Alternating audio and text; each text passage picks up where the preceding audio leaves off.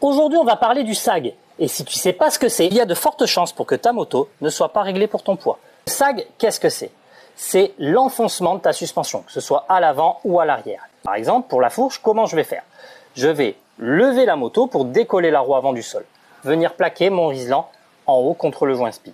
Ensuite, je vais poser la moto sur le sol, sans moi dessus. Et je vais venir mesurer la distance qu'il y a entre la position initiale et l'enfoncement.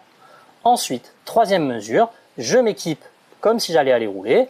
Je vais monter sur la moto, mais je ne me pose pas dessus comme un vieux poulpe. Je me mets dessus comme si j'allais rouler réellement. Une fois que ça c'est fait, il va encore descendre un petit peu. La valeur la plus importante pour le sag, ça va être la différence entre sa position quand il est roue levée et la position quand tu es posé dessus avec ton équipement. Par exemple, sur la route, je vais mettre 35 mm d'enfoncement. Et sur la piste, je vais aller à 30 mm. Voire un peu moins quand la piste elle est vraiment nickel. C'est hyper important puisque c'est ce qui va déterminer ton réglage de précharge du ressort.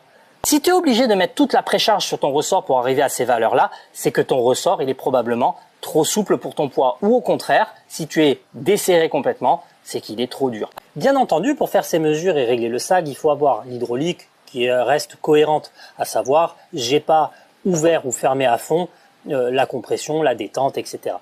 T'as compris.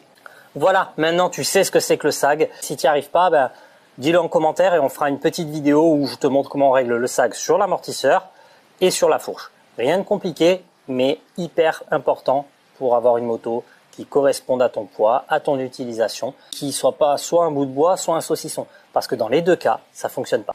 Ciao, bisous.